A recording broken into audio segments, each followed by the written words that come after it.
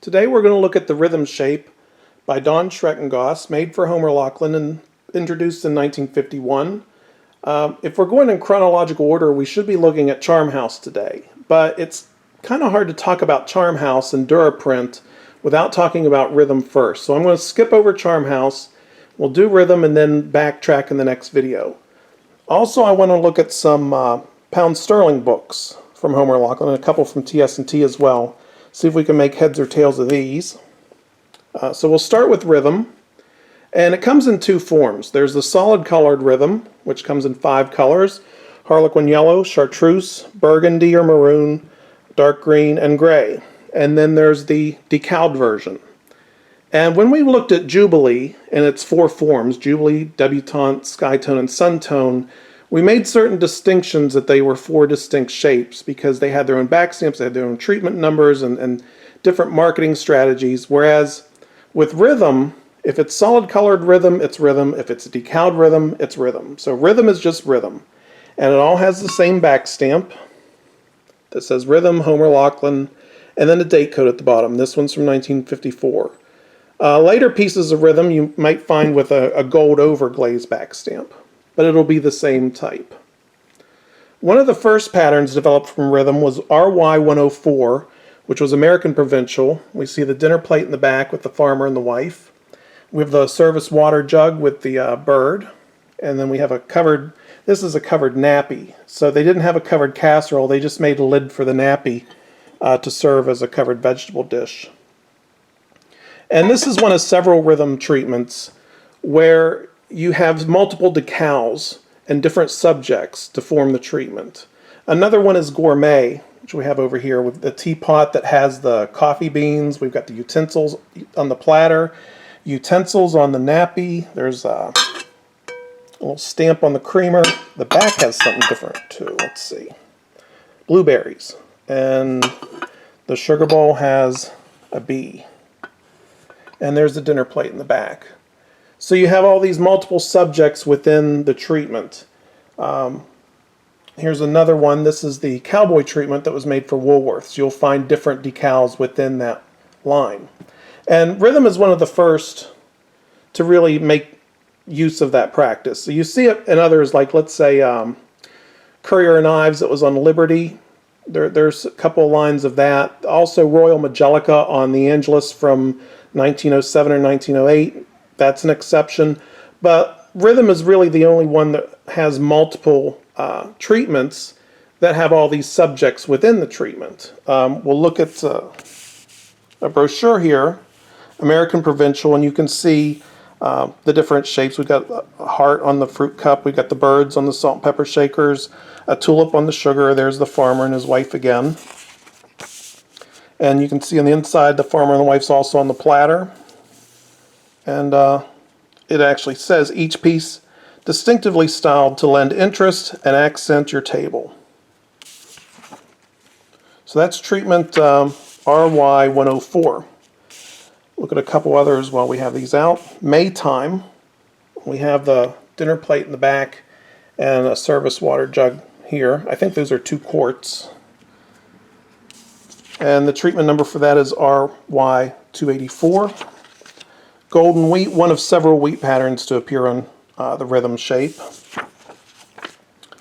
Capri, this is a pretty popular pattern, easy to find. There's a Capri 9-inch plate. You won't find too many 9-inch plates in rhythm. Usually they're the 10-inch plates. This one is treatment RY172. White flour was made for J.J. Newberry. And we see the full assortment on the inside of this one. And this is basically what I was talking about before. You know, a treatment like this one doesn't have multiple subjects. It has just different sizes, or sprigs as they're called, of the same decal. And here's a fruit cup showing an actual example. And an advertising slick with sunrise. This one's Cascade. And here's our Capri pattern again from a trade journal from 1954. Delicate touches of flamingo pink to the sweeping curves of the stylized black line drawing give a refreshing sophistication to this new and sparkling dinnerware pattern. On the popular rhythm shape, Capri is a welcome addition to any dinnerware line. And this is Bordeaux. This is a colorful purple and gray treatment. You see the cup and saucer and dinner plate. Here's a salt and pepper shakers that show the small version of the decal. The salt and pepper shakers come from the swing shape, and they fit right in with the overall style of rhythm. And here we see more patterns on rhythm from 1959. There's the golden wheat again, Maytime, Capri, and bouquet. And this is a trade journal advertisement for American Provincial when it came out. Pretty popular pattern, easy to find. And this just shows rhythm colored glazes, set compositions, and it gives us a date as 1951. And the original 4 colors were chartreuse, yellow, green, and gray. Maroon was added, I think, 1952 or 1953. So that's a little bit about the rhythm shape. What I should have mentioned in Jubilee video was that there are no more bakers after Jubilee. Well, there's no bakers in Jubilee or any line that comes after. So if you want to look at the treatment numbers, which ordinarily would be on oval bakers, they become found on, let's see, this one's RY175 on the nappies. So here's another one. This one's JJ167, so that's JJ Newberry. So if you want to find the treatment numbers, you got to look at the nappies. And here's RY104, the American Provincial. The bouquet one, not bouquet, but gourmet, RY176, that was handwritten in platinum on that one. So now we're going to look at the pound sterling books. Let me put this away. Because these are not terribly hard to find. This one is a Homer Lachlan version from 1941, and you open it up and you see all this listing with all these prices, and you see the dollar and the pound, and you see these percentages, and they don't make a whole lot of sense at first.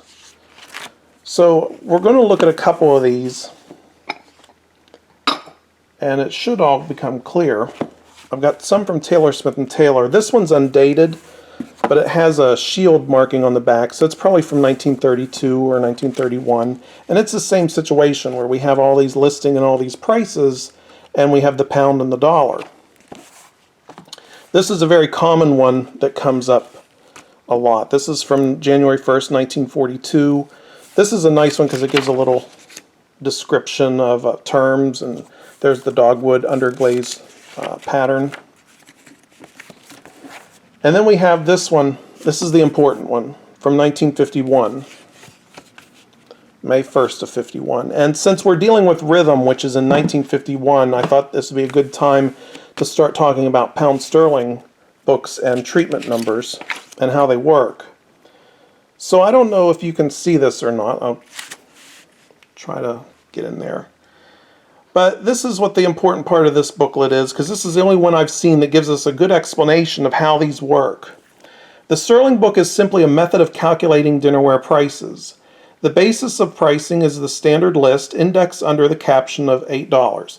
So $8 is used as a basis. All prices, both for white and decorated wares, are calculated at a percentage on, that is added to, or a percentage off, that is subtracted from list prices, which is the $8. The book with its various scales is a shortcut to these percentage calculations and nothing more. Therefore, if we say 25% on list, we may just as well say $10, because if you add 25% to $8, the result is $10. At the top of each column under the pound rate, there is a factor which indicates all of the prices in that column have been changed from the list prices by this factor. And here's another important part. The sterling symbol is an historic relic from the early days of the industry in this country. The symbol appears in this book purely as survival. It is not intended as a rate of exchange or ratio of value. It's merely the traditional name for this particular scale book. Because that's one thing that always confused me is was this some type of conversion rate? You see all these prices and all these scales with a listing of items. Now these books in themselves are rather meaningless unless you have a treatment sheet. And a treatment sheet has all the treatment numbers for a particular shape, and I have a partial one for rhythm here. And it gives you a column. We're not going to worry about these other columns. We'll worry about this first column. And this tells you what you need to reference in the pound sterling book. So we've been looking at RY 104, which is our American Provincial. And we go over and we see that it has $27. So we go to our 1951 book, we look for $27, and there it is. That's our pound sterling rate, 27. And it is 237.5% over $8. And we have all these prices here. So, for this treatment, American Provincial, RY 104, if I want to sell, let's say, well, it doesn't matter. Let's see, there's no chop plate. Let's go to the dinner plate. Okay. 10-inch dinner plate. Remember, these are trade sizes. And we did a video on trade sizes. This is an actual 10-inch plate. I could sell those at $5.74 per dozen. Or I could sell a creamer. I could sell a dozen of those for $8.10. So these have to work in conjunction with one another. And I have a lot of these sheets on the website, laurelhollowpark.net. You scroll down to the Homer Lachlan section and you can find a link to these sheets. The older ones are in actually little booklets, the ones from the fancy embossed shapes, the early 1900s and so. What I said before was, rhythm is rhythm, whether it's solid color or decal, and it almost implies that they were all created equal, but they're not. Because this RY 104 at $27 is a very expensive treatment. The reason being is because you have all these decals that go with it. If we go to another one, let's say RY 137, that's only $17.25. The only decoration it has is a red line. Another one at $17.25, which is RY 152, just has gold line. The platinum line is $17.25, that's RY 151. So depending on the decoration, if the more elaborate it was, then the higher it would be on the pricing scale. And so everything had to be taken into consideration. What kind of decals were used? Is there gold trim? Is there platinum trim? Are there stamps? Are there underglaze treatments? Is it marked? Is it not marked? Once all those were known, then they could come up with these numbers, which then you could use these books to quote your customer. So the salesman would have these books, the office people would have these books, and that's essentially how it works.